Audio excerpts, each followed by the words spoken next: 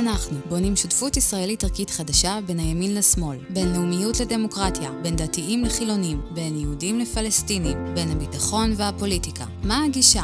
איפה עומדים ואיך מתקדמים? שלום ישראל. שלום ענת. אז היום יש לנו פרק מיוחד. אנחנו מסכמים את סדרת הפרקים שלנו שעסקה בחנינה והגנה. המטרה שלנו היא לתקן ולתת תקווה שאפשר אחרת. להראות שיש אפשרות אמיתית ללכד את רוב החברה הישראלית מימין ומשמאל וליצור עבור ילדינו מציאות טובה יותר.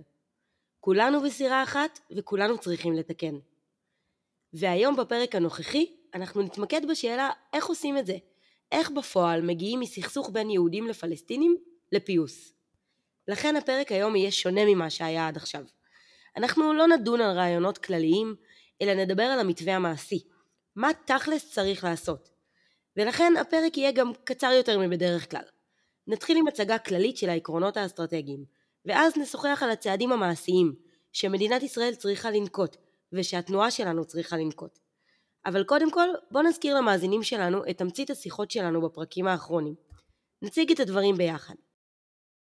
אז נתחיל מהיסודות. המטרה של התנועה שלנו היא לכונן את ישראל כמדינה יהודית ודמוקרטית עצמאית, שוות זכויות ובטוחה.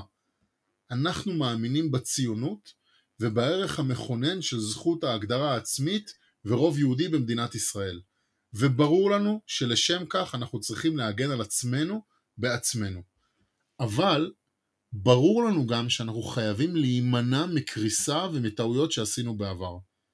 לכן הצענו חזון שאנחנו מכנים אותו שותפות ישראלית חדשה, והוא מבוסס על 3 דגלים.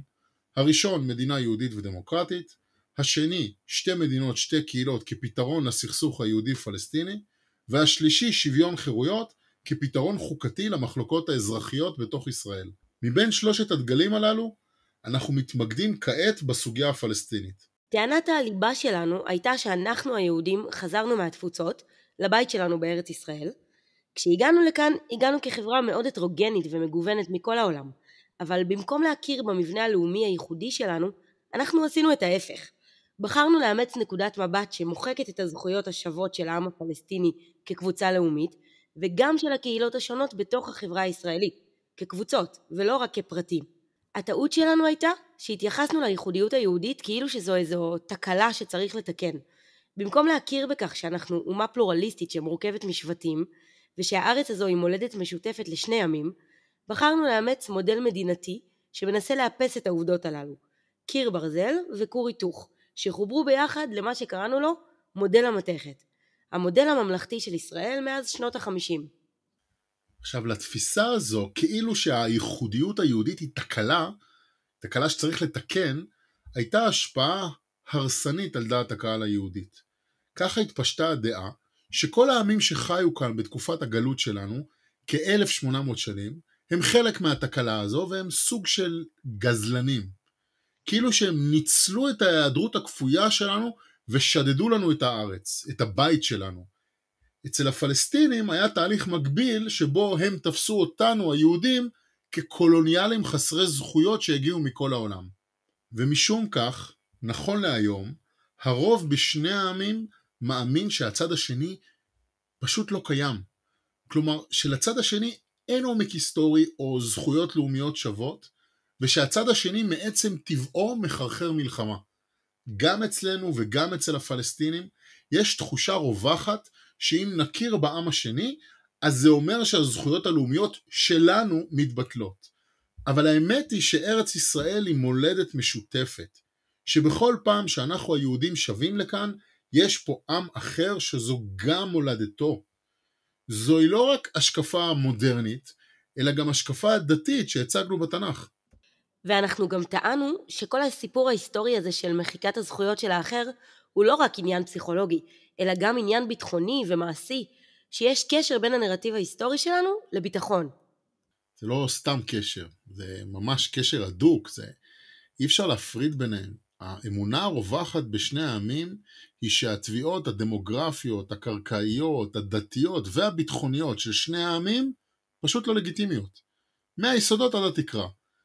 ואז בשני העמים יש תופעה שאנחנו לא מוכנים לבצע צעדים מעשיים שישתמע מהם כאילו שהאחר קיים. וזה המקום שבו הפסיכולוגיה הציבורית הזו פוגשת את הביטחון והפוליטיקה. לדוגמה, במסעים ומתנים בעבר, ממשלת ישראל הסכימה לכניסה של פליטים פלסטינים לתוך ישראל מנימוקים הומניטריים בלבד, לא מטעמים של זכות השיבה. לכן המספרים היו מוגבלים מדי, והקשו על הפלסטינים. דוגמה נוספת במלחמה העכשווית היא שהעולם תובע מאיתנו להגדיר מהם היעדים שלנו ביום שאחרי המלחמה. אבל כדי שלא נאלץ להכיר במדינה פלסטינית, אנחנו סירבנו לעשות את זה. ולכן פגענו במאמץ הצבאי לפירוק שלטון החמאס ברצועת עזה. מהצד השני, בצד הפלסטיני הייתה בעבר הנכונות להכיר בישראל כמדינה, אבל בלי להכיר בה כמדינה יהודית ודמוקרטית. וככה נוצר קושי בצד היהודי לקבל את ההסכם. וככה, אם נגיד את זה במילים פשוטות, אי ההכרה ההדדית הזו הפכה מהר מאוד למאבק מאוד מעשי על קרקעות, דמוגרפיה וביטחון. זה מה שאנחנו קוראים לו בשפה המקובלת, או אנחנו או הם. וכל עוד זה המצב, אז לאורך זמן, אנחנו לא יכולים להתמודד אפילו עם איומים אזוריים, כמו למשל איראן, חיזבאללה והחות'ים בתימן. שנייה, בוא נעצור רגע. איך זה קשור לאיראנים? הרבה מומחים מבינים שכדי להתמודד עם האיראנים, אנחנו צריכים קואליציה אזורית ובינלאומית.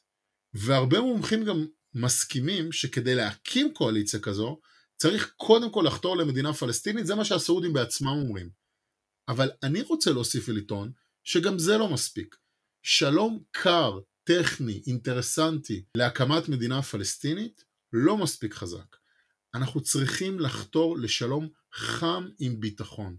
רק אז תהיה לנו יכולת אמיתית להתמודד עם האיראנים. שלום שיתבסס על הכרה בזכויות ההדדיות של העמים. זה ישנה את כל כלי המשחק, וזה יכול אפילו לגרום לחיזבאללה בתוך לבנון פשוט להתמוטט. כי כל שאר העדות בלבנון ינטרלו אותו ויחזקו את המדינה הלבנונית? בוודאי, אנחנו רואים את זה גם בסקרים היום, בתוך לבנון. לחיזבאללה יש הרבה אויבים בלבנון. אם אנחנו נצליח לפגוע צבאית בחיזבאללה ולהחליש אותו, ובמקביל לייצר עם הדרוזים, הנוצרים והמוסלמים בלבנון ברית חזקה, שתחזק את המדינה הלבנונית כולה, ואני מדגיש את זה, בלי שנתפוס שם אפילו סנטימטר אחד של שטח, אז כל הלבנונים נשאלו פתאום, מי זה הגורם האיראני הזה שאוחז את כל המדינה בגרון? וזה מצב שחיזבאללה לא יוכל לעמוד בו. ורגע, איך כל זה קשור לפלסטינים? כי יש נתון שאנחנו מתעלמים ממנו כל הזמן. החיבור של דעת הקהל הערבית לסוגיה הפלסטינית הוא הרבה יותר עמוק ממה שנדמה לנו. דעת הקהל הערבית לא יכולה לנטוש את הרעיון הפלסטיני. אמנם לא תמיד המנהיגות הערבית רוצה או יכולה לעזור לפלסטינים, אבל נטישה מוחלטת שלהם זה כבר עניין אחר, שהם לא יכולים לחיות איתו. זה כמו שישראל הייתה עושה הסדר עם ברית המועצות בשביל כל מיני אינטרסים, ובתמורה הייתה מוותרת באופן רשמי על זכות העלייה של היהודים משם למדינת ישראל. דעת הקהל הישראלית פה בארץ לא הייתה נותנת לאף ממשלה לעשות את זה, ובצדק. לכן, כל ההסדרים האזוריים שאנחנו יכולים לעשות, כל עוד יש לנו עימות עם הפלסטינים, הם הסדרים של שלום קר וחלש. ובתנאים האלה, כל מה שאיראן צריכה לעשות, זה לתת הנחיה לאחד מהארגונים שהיא מנהלת, פשוט לתקוף אותנו. ואז הם יודעים שאנחנו נגיב בכל הכוח, כמו שאוהבים לומר אצלנו, בעל הבית השתגע, וכשאנחנו מגיבים מול כל העם הפלסטיני, ולא רק מול המחבלים, עם ענישה קולקטיבית, אז התמונות של הסבל הפלסטיני נפוצות בכל העולם הערבי, וההסכמים שלנו מתקררים. זה מה שקרה אפילו להסכמי אברהם שהתחילו טוב, אבל ניסו להתעלם מהפיל הפלסטיני בחדר. זה קרה ב7 באוקטובר, וזה קרה אפילו לפני כן. לכן, נכון לרגע זה, סעודיה דורשת שהנורמליזציה בינינו לבין סעודיה תהיה תלויה בהתקדמות ממשית לקראת מדינה פלסטינית. וזה משהו שדעת הקהל הישראלית, נכון לרגע זה, לא יכולה לשאת. כי הרי אצלנו הרוב מאמינים שאין עם פלסטיני, ושאם נגן על זכויות האדם של הפלסטינים, אז הביטחון שלנו ייפגע. למרות שכבר הסברנו בפרקים הקודמים שהאמת הפוכה. ולכן אנחנו מגיבים כל פעם מהבטן ולא מהראש, ואנחנו נותנים לטרור להגדיר את התגובות המאוד צפויות שלנו. בקיצור, כל עוד אנחנו לא חותרים לשלום חם עם הפלסטינים, אנחנו נותנים לאיראן את הנשק הכי חזק נגדנו. הם משתמשים בתגובות הצבאיות שלנו כדי לפרק את הבריתות שלנו עם העולם הערבי. נכון, וככה איראן פשוט הולכת ומתחזקת, ואנחנו הולכים ומתפרקים מבפנים ומבחוץ, והכוחות של צה"ל נמתחים מעבר ליכולות שלנו. תראו כבר מה הולך כאן. איראן כבר תקפה אותנו ישירות, וגם יצרה נגדנו חזית מאוחדת בעיראק, סוריה, תימן, לבנון ורצועת עזה, ולאחרונה אפילו טורקיה התחילה לאיים. אני לא יודע לאן זה יתקדם מכאן, אבל כרגע זה המצב. המזרח התיכון פשוט דוחק אותנו החוצה. הפתרון היחיד הוא חתירה לשלום חם עם הפלסטינים. אם נכיר בזכויות הלאומיות ההדדיות, ניקח אחריות על העוולות של העבר, ונצהיר שעוול לא מצדיק עוול, אז דעת הקהל הישראלית והערבית תהיה חסינה מפני המתקפות של ארגוני הטרור. אנחנו נגיב רק נגד המחבלים, ולא נגד כל העם הפלסטיני. ואז הבריתות שלנו יהיו חזקות, העולם יסייע לנו בחימוש, ולאורך זמן משטר האייתולות והסוכנים שלהם בכל האזור לא יעמדו בזה.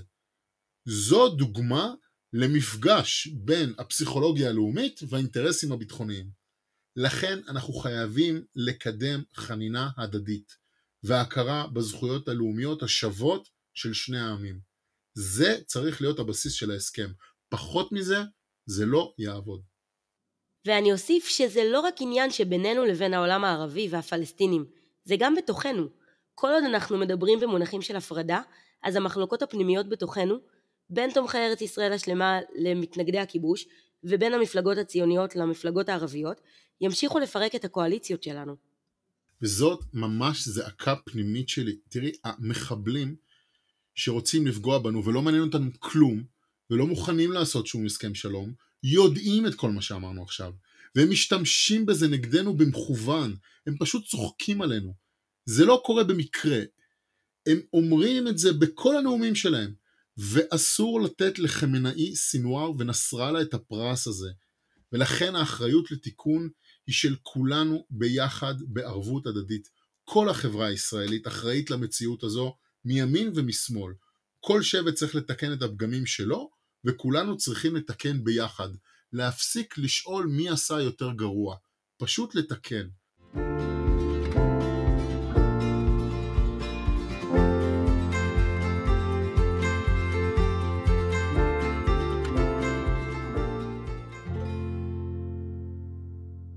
ועכשיו, אחרי שסיכמנו את תמצית הפרקים הקודמים, הגיע הזמן לתכלס. איך בפועל מיישמים את כל הרעיונות האלה? אז נתחיל קודם עם ציר הזמן. למתווה המעשי שלנו יש שני שלבים. מעכשיו ועד לחתימה על הסדר הקבע, ומהחתימה עד לפיוס המלא בינינו לבין הפלסטינים. מקצה לקצה מדובר על תהליך של עשרות שנים, דורות. אבל כבר ברגע שמתחילים את התהליך, אפילו תוך מספר שנים בודדות, למשל 2 עד 5, אפשר לייצב את המצב ולתת תקווה לשינוי. זו הדרך היחידה להציל את ישראל, אין דרך אחרת. אז מה שנעשה עכשיו זה לפרט את השלבים של התהליך. נתחיל קודם עם עקרונות העל, העקרונות האסטרטגיים שמנחים אותנו בתהליך הזה מקצה לקצה. ואחר כך נפרט מה בדיוק יהיה בפועל בכל אחד משני השלבים, ומה התפקיד של תנועת אנחנו בכל העניין הזה. אבל דבר ראשון אני רוצה להתחיל עם השאלה הקשה. הרי ברור לנו שיהיו מי שינסו לפגוע בתהליך הפיוס. כבר ראינו את זה בהסכמי אוסלו. ואתה עוד אומר שזה תהליך שיקח עשרות שנים. אז איך אנחנו מתכוונים להתמודד עם זה? זו נקודה קריטית ממש. כדי לחסן את תהליך הפיוס מפני טרור או הרחבת הכיבוש, מבלי להשוות ביניהם, אנחנו צריכים לאמץ עיקרון יסודי. אנחנו לא מניחים אמון, אלא בונים אמון. והמשמעות של המשפט הזה היא שאסור שהתנאי להצלחה של תהליך הפיוס יהיה שנסמוך על הפלסטינים או שהם יסמכו עלינו. בדיוק להפך. אנחנו לא מניחים אמון. אנחנו הרי אויבים כבר 100 שנים, ולכן לא הגיוני שהרוב בשני העמים יסמוך אחד על השני. לכן התנועה שלנו מציעה לבנות את תהליך הפיוס ב3 קומות. הקומה הראשונה היא דווקא אי אמון. ורק אחר כך, בקומה השנייה והשלישית, אנחנו נבנה אמון בין העמים. וכמו כל קומה ראשונה בכל בניין, כל הקומות שבאות לאחר מכן בנויות עליה. כלומר, גם אחרי החתימה על הסדר הקבע, עדיין ביסודות, אנחנו תמיד נניח אי אמון למקרה שמשהו ישתבש. ככה, גם מי שלא מאמין לפלסטינים יכול לשקול את התהליך שאנחנו מציעים. אבל עדיין המאזינים או המאזינות שלנו יכולים לשאול, אם אנחנו כל כך לא סומכים על הפלסטינים, אז למה שבכלל נצא לתהליך פיוס? בגלל שכבר בקומה הראשונה של התהליך, אנחנו מצילים את הציונות והבית השלישי שלנו. כבר בקומה הראשונה, למרות שאנחנו לא סומכים על הפלסטינים, אנחנו מציעים 3 עקרונות. רווחים מיידיים, אף צד לא מפקיד את גורלו בידי האחר, וצעד ציוני ראשון. הטענה שלנו היא שאם נבנה תהליך שיתבסס על 3 העקרונות הללו, אז על גביהם נוכל לבנות את הקומה השנייה והשלישית וליצור אמון בין העמים. אז בוא נפרט על העיקרון הראשון, רווחים מיידיים. המשמעות של רווחים מיידיים היא שמיד בשלב הראשון של התהליך, שני הצדדים ידעו שהם יהיו במקום יותר טוב מהמצב שקיים היום בשטח, זאת אומרת ממה שאנחנו רואים היום בחדשות. אז מה זה אומר? שלא יהיה שלום? רק קצת יותר טוב? לא, התהליך שלנו נותן תקווה אמיתית לפיוס מלא ולשלום, אבל אלו הקומות השנייה והשלישית. זו לא נקודת הפתיחה. כדי להתחיל בכלל את תהליך הפיוס, כדי לגלגל את הכדור שלג הזה, אנחנו צריכים להיות עם רגליים על הקרקע, לא לכוון לאוטופיה, אלא ליציבות. לכן זה לא משנה אם התהליך הזה ייקח דורות, או אפילו ילך אחורה ויקרוס. עדיין, תמיד יהיו לנו רווחים מיידיים שנשמור אותם בכיס בכל תרחיש. פשוט נהיה במקום יותר טוב ממה שאנחנו רואים היום בחדשות. ומה הם הרווחים המיידיים האלה? מבחינת הצד היהודי, זה אומר שיווצר חיבור בין קבוצות בשמאל ובימין, הפחתה של האיומים הביטחוניים, ומגמה חיובית בדעת הקהל העולמית. כל הדברים האלה התרחשו בהתחלה בקטן, וילכו והתגברו בקצב מואץ ככל שהתהליך יימשך. ומבחינת הצד הפלסטיני, זה אומר שהצדק והזכויות שלהם יקבלו הכרה על ידי ישראל מיד בהתחלה. שוב, בהתחלה בקטן, ואז התהליך ילך ויתרחב עד לשוויון זכויות מלא. כל זה בלי שאף צד יסמוך על הצד השני. הרווחים האלה הם מעקי הבטיחות שלנו. גם כשהדברים ישתבשו, והם בהחלט עשויים להשתבש, אנחנו נדע שאנחנו נופלים רק עד לשם, ולא מעבר לכך. לא נחזור להתמוטטות של הבית השלישי ומדינת ישראל שאנחנו חווים היום. אז עכשיו בוא נעבור לעיקרון השני, שאף צד לא מפקיד את גורלו בידי האחר. העיקרון הזה אומר שבכל נקודת זמן, כולל אחרי חתימת הסדר הקבע והנסיגה בשטח, תמיד לשני הצדדים יש אפשרות לפעול בצורה עצמאית כדי להבטיח את הביטחון והזכויות שלהם. גם כאן, ברגע האמת, אם חלילה יקרה משהו, אף צד לא יהיה חייב לסמוך על האחר. לכל צד יהיו יותר כלים ומנופים ממה שיש לנו היום. אפשר להשוות את זה נניח לממ"ד, החדר שרוב הישראלים מכירים שנועד להגן עלינו מפני הפצצות. הרי רוב היום אנחנו לא ליד הממ"ד, אבל אנחנו יודעים בראש שאם משהו ישתבש, נוכל לעשות בו שימוש כדי להגן על עצמנו. וזה בעצם מה שאנחנו מציעים בקומה הראשונה, שאף צד לא יפקיד את גורלו בידי האחר, ושיהיו לנו אמצעים להגן על עצמנו אם יהיה בכך צורך. ומה זה אומר על ציר הזמן? בוא תסדר את זה לפני החתימה על הסדר הקבע וגם לאחר מכן. בשלב הראשון, מעכשיו ועד לחתימה על הסדר הקבע, ישראל תמשיך לפעול בצורה צבאית ועצמאית כדי לסכל את הטרור. אלא שהעשייה הביטחונית הזו תשתלב בעשייה אזרחית לקידום פיוס ושלום חם בשטח.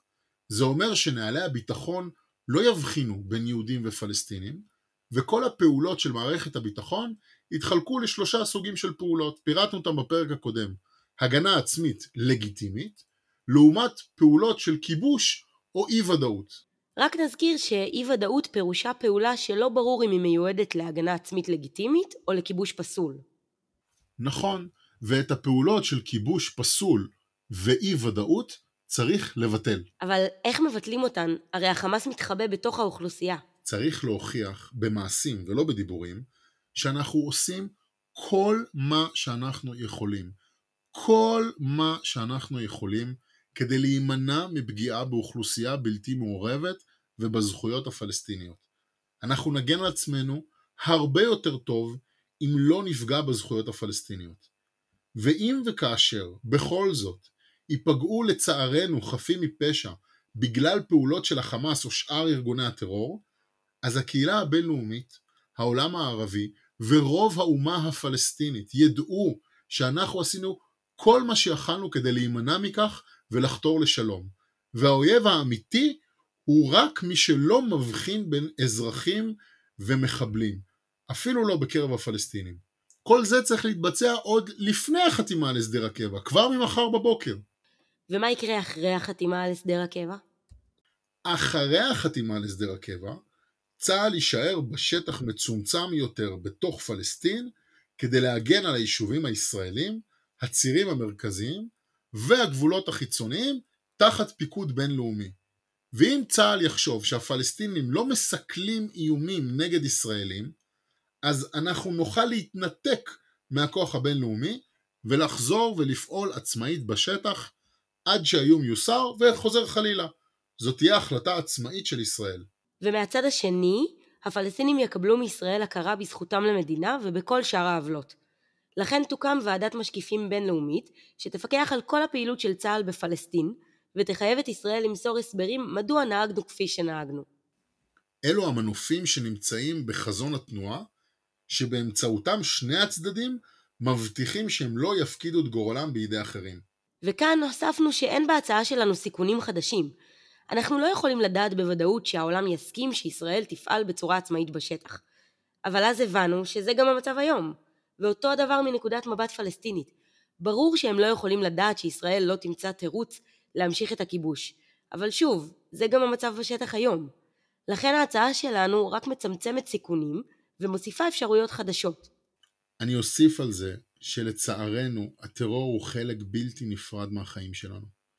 זה נכון עכשיו, ולצערי זה עשוי להיות נכון גם במסגרת ההסדר שאנחנו מקדמים. בלי להשוות בין העוולות, כבר אמרנו שיש אנשים בשני העמים שיש להם אידיאולוגיה של שנאה. לכן הטרור, הכיבוש והנכבה עשויים להמשיך איתנו עוד שנים רבות, עם הסדר או בלעדיו. זו אמת קשה ונוקבת, אבל צריך להגיד אותה. והמטרה של השלום החם שאנחנו מציעים, היא קודם כל לייצב את המצב שלנו, ולמנוע את קריסת הבית השלישי, את קריסת מדינת ישראל. ועל גבי זה, בשלבים הבאים, אנחנו יוצרים תקווה לעתיד טוב יותר. אז בוא נעבור לעיקרון השלישי. קראנו לו צעד ציוני ראשון. אנחנו מבינים שבתנאים הקיימים של הסכסוך, כלומר של משחק סכום אפס כזה, שיש בו צד חזק מאוד וצד חלש מאוד, הדרך היחידה להתקדם היא שהצד היהודי החזק יעשה את הצעד הראשון. אין אפשרות אחרת לקפוץ מהמצב הקיים לפיוס מלא בבת אחת. הפלסטינים לא יכולים לערער על ההתנגדות שלהם להתנחלויות, כי הנרטיב שלהם זה כל מה שיש להם. אין להם שטח או נשק מתקדם. נכון, וגם מנקודת מבט יהודית וציונית זו הדרך היחידה לאחד בין השמאל והימין. אנחנו לא יכולים להמתין לצד הפלסטיני כדי להציל את מדינת ישראל. לכן גם מנקודת מבט יהודית וגם מנקודת מבט פלסטינית, חשוב שהצד היהודי יעשה את הצעד הראשון, ויתבע מהפלסטינים להצטרף מהר ככל האפשר. אז בכל זאת אני רוצה להדגיש את זה. הצעד הציוני הראשון אומר שאנחנו נשמח שהפלסטינים יצטרפו לתהליך הפיוס בכל רגע, כשותפים שווים. אבל בגלל הנסיבות האסימטריות, אנחנו נערכים להתקדם לבד שנים ארוכות, ואנחנו מקווים שלא יהיה בכך צורך. ועד כאן זה פחות או יותר סיכום תמציתי של הקומה הראשונה, של אי האמון. כשאנחנו אומרים שאנחנו לא מניחים אמון בין הצדדים, ושאף צד לא צריך לסמוך על האחר, אנחנו מתכוונים לתהליך פיוס שתמיד יתבסס על רווחים מיידיים, שאף צד לא יפקיד את גורלו בידי האחר, ושהצד היהודי יעשה את הצד הראשון. זה הממד שלנו. אבל אסור שזה ייגמר בזה. אז עכשיו בוא נעבור לשתי הקומות הבאות, אלו שאמורות לבנות אמון. כאן אנחנו מדברים על הכרה באחר וחנינה הדדית. ופה אני חייב רגע הקדמה קצרה. הרבה פעמים הבעתי כאן בפודקאסט את ההתנגדות שלי לגישת ההפרדה בין העמים שקיימת בשמאל הישראלי. אז אני מרגיש שאני יכול לומר כאן משהו על הקהילה שגדלתי בה, על השיח הימני בנוגע לפלסטינים. הימין תמיד אומר בצדק שהפלסטינים צריכים להכיר בזכויות הלאומיות של היהודים ובישראל כמדינה יהודית ודמוקרטית. 100%. אז אני מציע שנקדם את זה. אבל כאן יש איזו עצירה בימין. פשוט חוסר נכונות להתפכח. כי בנקודה הזו פתאום מדברים רק על אמצעים צבאיים ושליטה, לא על תהליך חינוכי משותף. ואת זה אני באמת לא מצליח להבין. אני מבין שצריך להגן על עצמנו. אבל מה עם התהליך החינוכי המקביל? מי אמר שאם הפלסטינים לא מכירים בנו, אז אין מה לעשות עם זה, שזו עובדה היסטורית נצחית כזו. מאיפה מגיעה ההנחה הזו בכלל? זו באמת הנחה מסוכנת. היא גורמת להתפוררות פנימית ובינלאומית שלנו. אנחנו צריכים לעשות משהו אחר לגמרי, להמשיך להגן על עצמנו בקומה הראשונה, ובמקביל, להתקדם לקומה השנייה של הכרה הדדית בין העמים. ובפועל זה אומר שצריך לקדם את הרעיון שהארץ הזו היא מולדת משותפת, כמו שהסברנו בתחילת פרק 4, ושלא משנה כמה עמוקה המלחמה בין העמים, כדי לצאת ממצב המלחמה אנחנו חייבים לוודא שיהיו בשטח יוזמות חינוכיות משותפות, מפגשים, סמינרים, מחקר היסטורי, חפירות ארכיאולוגיות ושיח בין דתי. זו הקומה השנייה. ועכשיו, אחרי שתיארנו גם את הקומה הראשונה, את אי האמון וההישענות על צה"ל, וגם את הקומה השנייה, החברתית והחינוכית, ואת ההבנה שהארץ הזו היא מולדת משותפת לשני העמים, עכשיו מגיעה הקומה השלישית של חנינה הדדית. עוול לא מצדיק עוול, ולא משנה כמה יתקפו אותנו, אנחנו נמשיך בנחישות להאמין בערך הזה. ההבנה שלנו היא שלאור הסכסוך שאליו נקלענו, וכל העוולות שמוטמעות בו, אין לנו דרך אחרת להתקדם, חוץ מלקיחת אחריות על עוולות העבר. זה נכון גם לגבינו וגם לגבי הפלסטינים.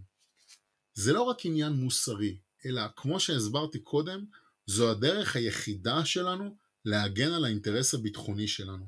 למשל מול דעת הקהל העולמית או מול הארגונים האיראנים. אז אלו 3 הקומות של תהליך הפיוס. מניחים אי אמון ואז בונים אמון באמצעות הכרה בארץ כמולדת משותפת וחנינה הדדית. אבל עכשיו בוא נהיה רגע יותר ממוקדים. מה זה אומר בתכלס? מה צריך לעשות בפועל מחר בבוקר בשטח? אז אחרי שפירטנו את העקרונות הכלליים האלה, אני חושב שבפועל ישראל צריכה לפעול ב4 מעגלי פעולה מקבילים. המעגל הראשון הוא עשייה חינוכית וחברתית לקידום הרעיון של מולדת משותפת וחנינה הדדית. המעגל השני זו הערכות כלכלית משני הצדדים של הקו הירוק לקידום החזון שלנו. שיתופי פעולה בהקמת תשתיות, אספקת שירותים וקידום עסקים.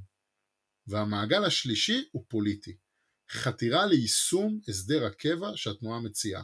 2 מדינות, 2 קהילות. ובפועל זה אומר שצריך להרחיב בשטח את הריבונות הפלסטינית, ולבצע פעולות נוספות שיבססו את ההכרה הפלסטינית והישראלית בקהילות המיעוט, היהודית בפלסטין והפלסטינית בישראל, בהתאם לחזון התנועה שפירטנו. והמעגל הרביעי הוא ביטחוני.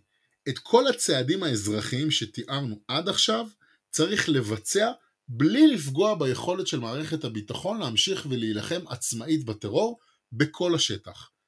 בנקודת הזמן הנוכחית, כל עוד לא נחתם הסדר קבע בין הצדדים, צריך להתייחס לציר האזרחי ולציר הביטחוני כשני מאמצים נפרדים שאסור שיפגעו זה בזה.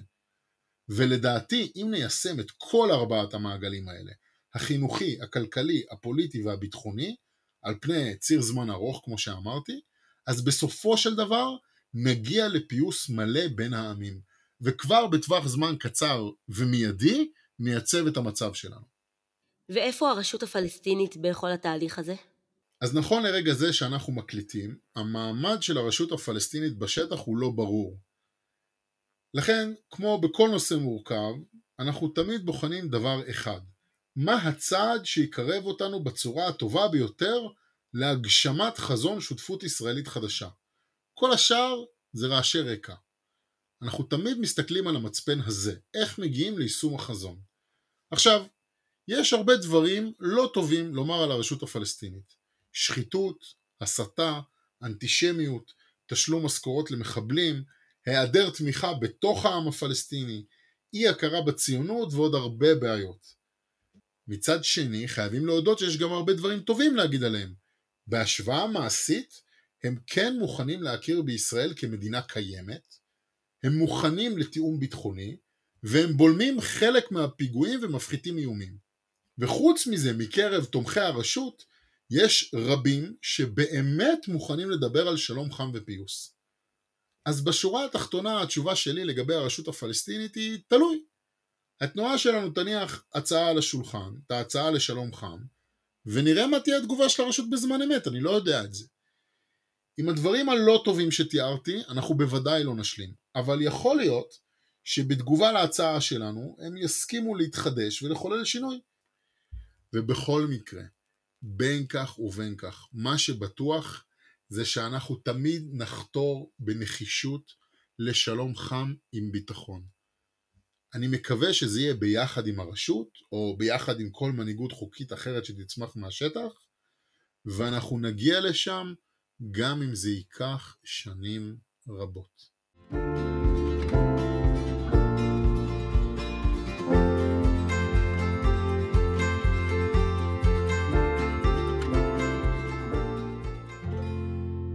אז בואו נדבר עכשיו על התנועה שלנו, תנועת אנחנו. תיארנו מה מדינת ישראל צריכה בשטח, אבל היום מדינת ישראל לא שם. אז מה התפקיד של התנועה שלנו כדי לשנות את המציאות הזו? הרי די ברור שבהתחלה יהיו רבים שהתנגדו לחזון התנועה. נכון לרגע זה שאנחנו מקליטים ביולי 24, המצב בחברה הישראלית הוא קשה מאוד. בשמאל הישראלי כבר שנים רבות לא יודעים איך להקים מדינה פלסטינית. אפשר לומר שהשמאל הישראלי לא ממש הצליח להתאושש אחרי הכישלון של פסגת קמפ דיוויד בשנת 2000. הרוב מבינים שמה שניסינו עד עכשיו לא עבד, אבל מצד שני אין רעיונות רציניים חדשים. אז יש בשמאל הרבה ייאוש. בימין הישראלי לעומת זאת אין התפכחות אלא עיוורון למציאות. יש חוסר נכונות להשלים עם העובדה שכוח צבאי הוא לא פתרון בלעדי לבעיה שלנו. השבעה באוקטובר הוכיח שאין דבר כזה ניהול סכסוך. זה מה שהמרכז ימין דגל בו כל השנים. אי אפשר יותר לחיות עם חמאס וחיזבאללה על הגבולות שלנו. אבל אז גילינו גם שאין לנו מספיק חיילים ותחמושת כדי לכבוש אותם ולסלק אותם, ולכן הימין פשוט תקוע. הזלזול העמוק בזכויות האדם ובקהילה הבינלאומית במשך כל כך הרבה שנים, גרם לפגיעה גדולה ביכולות הצבאיות שלנו. ברגע האמת בזמן המלחמה, בגלל שסירבנו לשלוח מקסימום סיוע הומניטרי לפלסטינים, בלי שום חסמים, ובגלל שלא הסכמנו לדון על מדינה פלסטינית, אז העולם מנע מאיתנו חימוש. בדיוק מה שמנהיגי הימין טענו כל השנים שלא יכול לקרות. אפילו את תוכנית טראמפ מ-2020, שאני נגדה נחרצות בגלל הפגיעה בביטחון שלנו ובזכויות הפלסטיניות, עדיין הימין דחה לא בגלל כל זה, אלא בגלל ההתנגדות העקרונית, האידיאולוגית למדינה פלסטינית. אז נכון לרגע זה, הימין הישראלי פשוט ממשיך להכחיש את המציאות. אז אם לדעתך זה המצב בשמאל ובימין, מה נשאר לעשות? לעבוד ביחד, להבין את המצב הקשה שלנו ולהחליט שאנחנו יוצאים ממנו ביחד. לאחד את רוב החברה הישראלית בשמאל ובימין. את הרוב שמוכן לחשוב מחוץ לקופסה כדי להיחלץ מהמצב שלנו. צריך לומר פה את האמת הקשה, ואני אגיד כאן משפט שהוא באמת לא קל.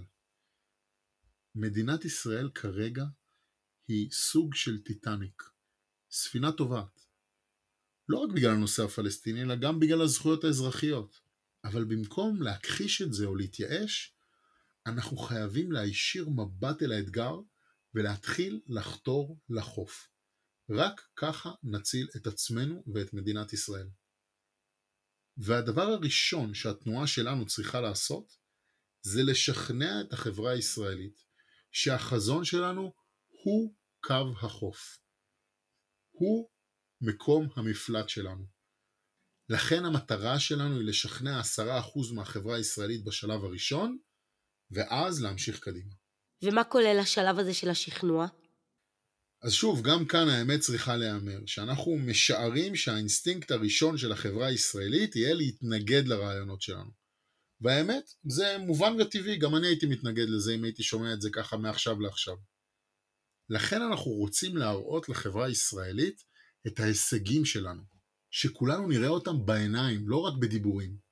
את היכולת של חזון התנועה ליצור חיבורים שנחשבים בלתי אפשריים בין הימין והשמאל, משני צידי הקו הירוק ובין יהודים וערבים. ואיך נראית בפועל העשייה בשלב הזה? איך מייצרים את ההישגים המוכחים האלה? התנועה שלנו תפעל בשלושה צירים. אנחנו בונים קהילה, מקדמים יוזמות בשטח ופועלים בתקשורת. מה המטרה של הקהילה? המטרה של הקהילה היא להוכיח שהחזון שלנו מאחד, ובזה בסוף הכל מתחיל ונגמר. ככה נשכנע 10% מהחברה. נוכיח שסביב הדגלים של התנועה אפשר לחבר בין שמאל וימין. וכשאני אומר קהילה אני מתכוון לפעילים שמגיעים מכל הארץ, שגרים בכל רחבי הארץ, אנשי ונשות ימין ושמאל, יהודים וערבים משני צידי הקו הירוק, שחולמים להקים ישראל משותפת ויציבה. כרגע יש בתנועה שלנו יהודים ודרוזים, וכולי תקווה שכמה שיותר מהר יצטרפו אלינו גם פלסטינים אזרחי ישראל. כל זה, זו הקהילה שלנו. הציר השני הוא יוזמות בשטח. זה כולל גם יוזמות חינוכיות וחברתיות וגם מאבקים ציבוריים. המטרה של המאבקים הציבוריים של התנועה שלנו היא להראות לאותם 10% מהחברה הישראלית שחזון התנועה שלנו יכול לפתור בעיות סבוכות בצורה חדשה. אני אתן לך למשל דוגמה. אנחנו יכולים לדבר על העברה של שטחי C למעמד של שטחי B מעבר לקו הירוק. כלומר, ממעמד של שליטה ישראלית מלאה למעמד של שליטה ביטחונית ישראלית ושליטה אזרחית פלסטינית. זאת תהיה ההוכחה שאנחנו חותרים לזכויות שוות לשני העמים, אבל לא מוכנים לוותר על הביטחון שלנו. זה יהיה צעד ביניים שייצב את המצב הנורא של ישראל בקהילה הבינלאומית, ושלב חשוב בדרך ליישום מלא של החזון שלנו. ועל גבי הצעד הזה, אנחנו יכולים להמשיך ולדבר גם על הקמה של לובי בתוך ישראל וברשות הפלסטינית, להקמת יישובים חדשים ליהודים ולפלסטינים, באותם שטחי B שיהיו בניהול הרשות הפלסטינית ואחריות ביטחונית ישראלית. ואני אדגיש שהכל כמובן בהסכמה מלאה, בלי ליצור עובדות בשטח. אנחנו מתנגדים נחרצות ליצירת עובדות בשטח, זה בדיוק מה שהוביל אותנו למשבר הנוכחי. אנחנו רוצים לקדם הסברה ולובי בקרב שני העמים, ברשות ובממשלת ישראל, עד שנצליח. ככה נוכל לקדם גם אצלנו וגם אצל הפלסטינים את ההכרה בקיום ובזכויות של העם האחר. חוץ מזה אנחנו מדברים על מאבקים ציבוריים נוספים, כמו למשל תיקון האפליה בתוך ישראל ביחד עם הפורום הדרוזי שבתנועה שלנו, וגם מאבקים נוספים בתחום האזרחי. נכון, כמו שאמרתי, המטרה של כל המאבקים האלו היא פשוט להראות לציבור הישראלי שאפשר אחרת. שיש דרך ציונית אחרת לפתור את כל הבעיות הסבוכות האלה. דרך שתוביל אותנו לאחדות פנימית וביטחון. אמנם לא ביטחון מלא, כי כמו שאמרתי, לצערנו תמיד יהיה טרור, אבל ככה נוכל לפחות לייצב את המצב שלנו. ואחר כך לאורך זמן אנחנו גם נגיע לחנינה הדדית מלאה ופיוס בין העמים. ולפי מה שאמרנו, העשייה הזאת תתקדם בכל תנאי, כלומר גם בתקופות מצערות שבהן יש פיגועים, ולא משנה מהו הרכב הממשלה וכמה חזקה תהיה ההתנגדות הפוליטית בשטח. לגמרי, נחישות מלאה. אנחנו חייבים להגיע לקו החוף ולהינצל מטביעה באוקיינוס. אנחנו חייבים את זה בשביל העתיד של הילדים שלנו. ואיך נדע אם אילו קבוצות פלסטיניות נוכל לשתף פעולה? הרי אנחנו מכירים את הביקורת מימין שהרבה פלסטינים שתומכים בשיתופי פעולה עשויים גם לתמוך בטרור. גם כאן צריך להגיד את האמת. לפי הסקרים, כ-80% מהפלסטינים בגדה תומכים בצורה כזו או אחרת בטרור. לכן ברור שאם אנחנו רואים חשיבות בעשייה חינוכית וחברתית, אז מהר מאוד ייכנסו למעגלי הדיון שלנו אנשים שזו עמדת הפתיחה שלהם. ואגב, בלי להשוות עוול לעוול, ברור שגם בצד הישראלי יהיו אנשים שתומכים בכיבוש ובקיר ברזל, וגם הם ישתתפו בדיונים שלנו. זו המציאות הקשה שקיימת בינינו. ולכן גם כאן אנחנו מציעים סולם של שיתופי פעולה. בשלב הראשון, כל קבוצה או ארגון פלסטיני חוקי שיביעו התנגדות לטרור, מכל נימוק שהוא, יהיו מועמדים לשיתוף פעולה חברתי, חינוכי וכלכלי. גם אם לצערנו, לצד ההתנגדות שלהם לטרור, הם כן יביעו כל מיני גילויי הבנה פסולים, או שבמשפחות שלהם יהיו אנשים שהם מחבלים, או שהם היו בכנסים שאמרו בהם דברים שונים. הרי זה בדיוק מה שאנחנו באים לשנות. אבל ברובד הזה לא נסכים לשיתופי פעולה בנושאים ביטחוניים ומדיניים. בשביל זה הרף שלנו גבוה יותר. נכון, בשביל שיתופי פעולה במאבקים ציבוריים, ביטחוניים ומדיניים, אנחנו נרצה שהשותפים הפלסטינים שלנו ייקחו אחריות על העוולות שלהם, ויסכימו רשמית עם חזון שתי מדינות, שתי קהילות של התנועה, בדיוק כמו שאנחנו בצד היהודי עושים מראש כצעד ראשון. לכן, בינתיים, עד שנאתר פעילים וארגונים פלסטינים שיסכימו לזה, אנחנו נקדם עצמאית את המאבקים הציבוריים בתחומים האלה. למשל, את מה שציינתי על העברה של שטחי C לשטחי B. כלומר, ההצהרה על חזון התנועה, הקמת קהילה, היוזמות החברתיות והמאבקים הציבוריים, זה מה שהתנועה שלנו תעשה בפועל, ולהערכתי זה מה שישכנע 10% מהחברה הישראלית, שהחזון שלנו הוא קו החוף שאליו צריך לחתור. בהתחלה זה כנראה יהיה חד צדדי מהצד הישראלי, ואנחנו מקווים שהשלב החד צדדי הזה יהיה קצר ככל הניתן. אבל במידת הצורך, כמו שאמרתי, אנחנו ערוכים לקדם אותו גם על פני שנים רבות, ושוב אני מקווה שלא נצטרך את זה. במקביל לכל זה, כמובן שנתמוך בזכות שלנו להגן על עצמנו. התנועה שלנו תמיד תתמוך בבנים ובבנות שלנו, שנלחמים בגבורה כדי להגן עלינו בכל החזיתות. אנחנו גאים בחיילי צה"ל, ודווקא בגלל זה אנחנו מבחינים בין זכות ההגנה העצמית של ישראל לכיבוש ואי ודאות. אנחנו תמיד נעמוד ברעות וערבות הדדית מאחורי חיילי צה"ל, ובאותה נחישות אנחנו נדרוש מהממשלה להתנגד לצעדים של כיבוש ואי ודאות. כשאנחנו עושים את המעשים האלו, אנחנו מונעים מחיילינו חימוש וניצחון. ולכן כדי שחלילה הקורבן הנורא והגבורה של כוחותינו לא יהיו לשווא, אנחנו חייבים להתנגד לחיבור בין צה"ל לכיבוש ואי ודאות. לדוגמה, אנחנו חייבים להתנגד להקמת מאחזים יהודים לאחר פיגועי טרור פלסטינים, או לענישה קולקטיבית מכל סוג שהוא, ובוודאי שנדרוש התמודדות נחרצת עם הטרור היהודי בשטח, ולא נקבל שום גילויי הבנה בנושא הזה. כל הדברים האלה לא מונעים פיגועים, אלא מגבירים אותם. מי שרוצה להרוג יהודים בגלל אידיאולוגיה של שנאה, כבר ימצא את הדרך לפגוע בנו. העונשים הקולקטיביים לא עוזרים. אבל מי שמתלבט אם לפגוע בישראלים, אז כל המעשים האלה של כיבוש, הם שדוחפים אותו לטרור. ולכן אנחנו פונים לכל הפלסטינים בקריאה. ידנו מושטת בנחישות לחנינה הדדית. אנחנו מכירים בעוולות שעשינו לכם, ומוכנים לקחת אליהם אחריות.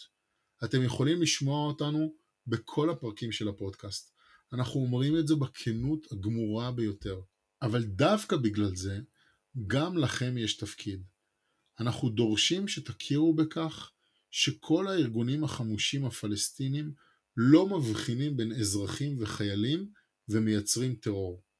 ולכן במצב שנוצר, אנחנו חייבים לקחת אחריות על המעשים הנפשעים שלנו, הנכבה, הכיבוש, האפליה, האדישות המכוונת, הפרת הפקודות שלנו, ואתם נדרשים להכיר בזכויות הלאומיות שלנו, להניח את הנשק ולעבור למאבק חוקי בלתי אלים.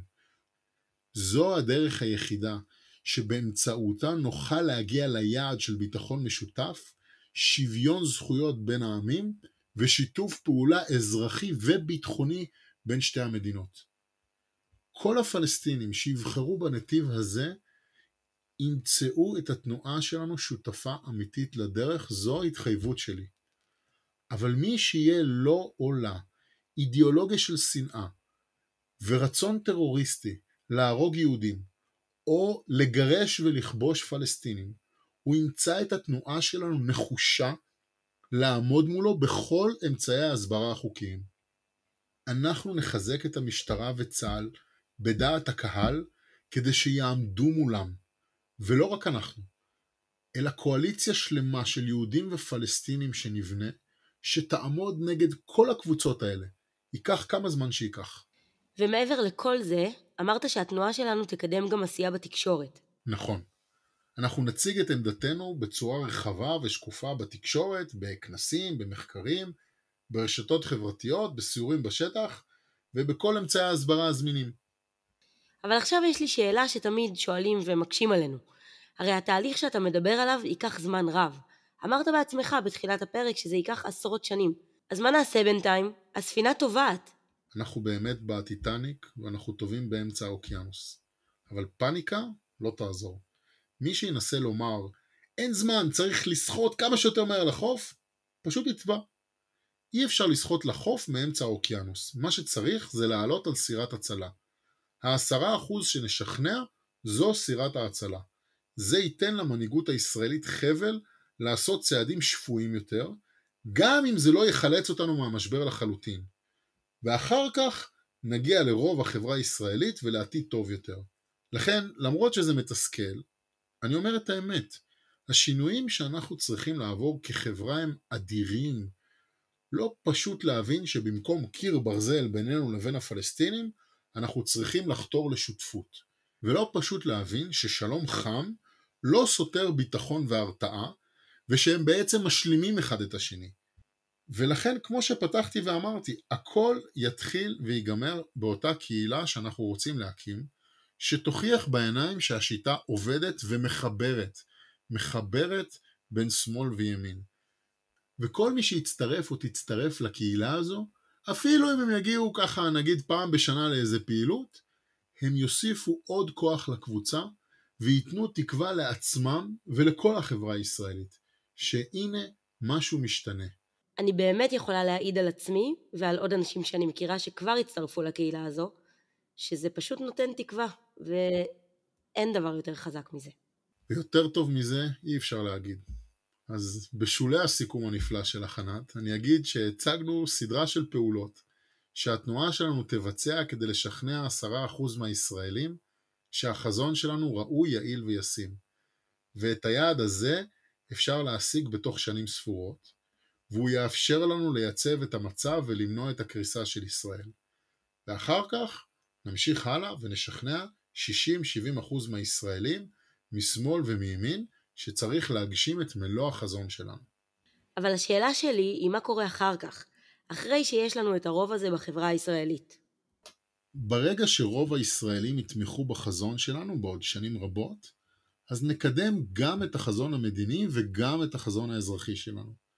וכחלק מכך, בכל מה שקשור ליישובים מעבר לקו הירוק, אנחנו נקדם את תוכנית העצירה והשימור של התנועה. מה זה אומר? שאנחנו נדרוש מהפוליטיקאים להעביר חוק ישראלי עצמאי שיאמר כך: כל הישראלים והישראליות שגרים מעבר לקו הירוק, בשטח שישראל לא הכילה עליו ריבונות בשנת 67, יחויבו להצהיר על נכונות להשתלב בתהליך החנינה ההדדית. כלומר, להיות אזרחים שווי זכויות וחובות בישראל ובפלסטין העתידית, בהתאם למודל האזרחי והביטחוני של התנועה שלנו. מי שיבחר בכך, יהפוך באותו רגע לחלק מהחנינה ההדדית העתידית. ולכן אנחנו מצפים מכל החברה הישראלית, כולל בשמאל הישראלי, לעמוד מאחורי מי שיבחר בכך. זו תהיה נקודת החיבור בין השמאל והימין שתציל את המדינה. ככה ההתיישבות בארץ ישראל השלמה תהפוך ממנגנון של כיבוש פסול לחלק מהשלום, הביטחון, האחדות היהודית וזכויות האדם. זה יהיה מהלך של גבורה גדולה מאוד. וישראלים שיסרבו להישאר בתנאים האלה? אין שום בעיה, זה לגיטימי לגמרי. אפשר לבחור להתפנות, ולקבל פיצויים מלאים מממשלת ישראל. ומי שיסרב להתפנות יפונה באמצעות המשטרה ויקבל פיצויים. אי אפשר להישאר בשטח ולהיות כובשים. וכל השינוי הזה יכול להתרחש לפני או אחרי משא ומתן עם הפלסטינים. תלוי בנסיבות. אז נניח לרגע את התרחיש שכל זה קורה לפני משא ומתן עם הפלסטינים. מה קורה עם הישראלים שיבחרו להישאר לגור בשטח? הם ימשיכו לגור ביישובים שבהם הם חיים היום, וצה"ל כמובן ימשיך להגן עליהם. הכמות העיקרית של הישראלים שיבחרו להתפנות לא יוחלפו בישראלים חדשים עד לאחר החתימה על הסדר הקבע. אחר כך זה כבר תלוי בנסיבות. היישובים יורשו להמשיך לגדול, אבל רק בהתאם למכסות מינימליות שיקבעו מראש, ורק בבנייה שצמודה לגדר בלבד, כזו שלא תפגע במאמץ להקים מדינה פלסטינית או באוכלוסייה הפלסטינית בשטח. הסיבה לזה היא ההבנה שהיישובים לא יכולים לקפוא במקום. זה או שהם גדלים או שהם קורסים, ואנחנו לא רוצים שהם יקרסו. אנחנו הרי בתהליך של חנינה הדדית ולא של פינוי גורף. לכן יהיה גידול ביישובים, אבל הוא יהיה מינימלי בהתאם להגדרות שנקבעו מראש בחוק וצמוד לגדר בלבד. ומעבר לכך, ישראל תקדם בניית תשתיות אזרחיות להקמת מדינה פלסטינית. ובנקודה הזו אנחנו נמתין לפלסטינים עד שהם יסכימו לחנינה הדדית מלאה. כן, וזה כבר מכניס אותנו להסדר הקבע שיכלול פתרון מלא בכל 4 סוגיות הליבה. גבולות והתנחלויות, זכות השיבה, הר הבית וביטחון, ועל זה כבר דיברנו בפרק 3. ומתי לדעתך הקהילה הבינלאומית תעבור לתמיכה בישראל בעקבות המהלכים האלה? האמת שאני מצפה שמיד על ההתחלה. כבר בשלב הראשוני אנחנו נרגיש שינוי, ואם לומר בכנות, התנועה שלנו כבר מתחילה להרגיש את זה עכשיו בפגישות שלנו. ברגע שהתנועה שלנו תצליח, והקהילה הבינלאומית תראה שבאמת יש בישראל 10% תמיכה בחזון שלנו, זה מיד ייצור היפוך מגמה בדעת הקהל העולמית. וזה יקרין גם על ההרתעה מול האיראנים. ואז, אחרי כל זה, אנחנו מקווים שהפלסטינים יצטרפו כמה שיותר מהר. כבר עכשיו אנחנו רואים ארגונים פלסטינים ופעילים יחידים שמסכימים להתקדם איתנו. אבל אנחנו לא יודעים מתי הם יהפכו לרוב דומיננטי בעם הפלסטיני. זו שאלה פתוחה. אבל ברגע שזה יקרה, אז נוכל סוף סוף לחתום על הסכם הקבע. נכון, וביום שתקום המנהיגות הזו, אנחנו נחתום על הסדר 2 מדינות 2 קהילות. וברגע שההסדר הזה ייחתם, אנחנו נהיה במציאות חדשה לחלוטין. במקום שהתביעות של הצדדים יתבססו על הנרטיב של העוולות ההיסטוריות של העבר, התביעות של הצדדים יתבססו על ההסכם הכתוב והמוסכם ביניהם. זה יהיה שינוי היסטורי במאפיינים של הסכסוך. ושוב, כמו שכבר אמרנו, ההסכם שלנו הוא לא אוטופי, אלא מאוד מעשי. אנחנו אומרים מראש שלהצעה שלנו יש 3 תרחישים. התרחיש הראשון הוא האופטימי. המתווה יצליח ושני העמים יישמו את ההסכם ויגיעו לפיוס מלא. זה לגמרי אפשרי בהצעה שלנו. אבל מנגד יש גם את התרחיש השני, הפסימי. בתרחיש הזה אנחנו לא נצליח להגיע לפיוס מלא וניתקל בהרבה בעיות. אבל גם התרחיש הפסימי הזה טוב יותר מהמצב הקיים. תהיה לשני העמים תמונת עתיד ברורה, לאן אנחנו צריכים להגיע. והכי חשוב, מנקודת המבט היהודית, זה שהבית השלישי שלנו לא יקרוס, אלא יהיה יציב. ולצד כל זה, יש גם תרחיש שלישי שחשוב לי לומר אותו ביושר. תרחיש של קטסטרופה. כל המנגנונים של ההסכם יקרסו, ואנחנו נהיה במלחמה טוטלית. וכאן מגיעה ההבנה שלנו, שזה כבר המצב עכשיו. זה מה שאנחנו רואים בחדשות. גם היום הכוח הצבאי שלנו הוא לא ערובה מוחלטת לביטחון. אחרי 7 באוקטובר כולנו צריכים להתפכח ולהבין את זה. לכן אנחנו יכולים רק להרוויח את האפשרויות בתרחיש האופטימי והפסימי. שניהם יותר טובים מהמצב הקיים. וזוהי סיבת העומק שבגללה כדאי לאמץ את החזון שלנו.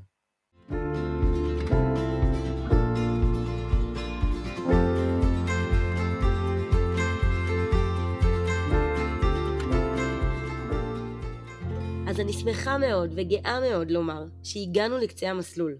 סיימנו לשוחח על הרעיונות של התנועה מהגבולות של ישראל והחוצה. עכשיו אנחנו רוצים לעבור לפרקים הבאים שיעסקו בחברה האזרחית בישראל, והנושא שיעביר אותנו פנימה לתוך ישראל הוא החברה הערבית הישראלית. רוב הערבים בישראל מגדירים את עצמם כפלסטינים, והבעיות של החברה הערבית מחוברות לסכסוך היהודי-פלסטיני באופן ישיר. אי אפשר לנתק בין הנושאים.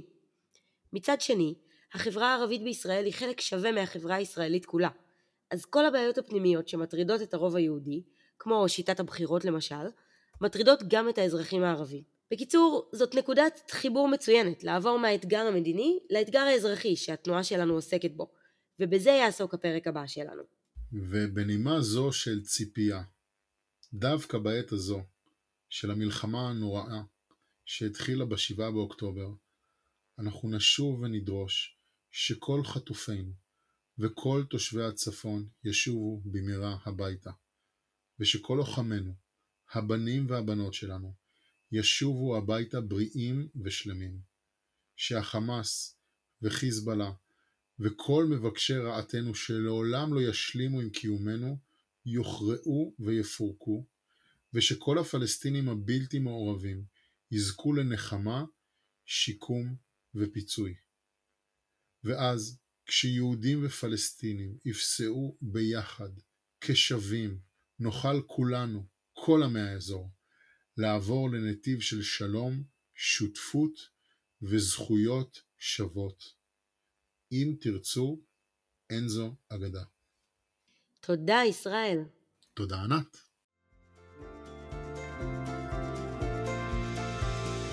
אנחנו בונים שותפות ישראלית חדשה בין הימין והשמאל. חפשו תנועת אנחנו בגוגל והזמינו אותנו לחוג בית.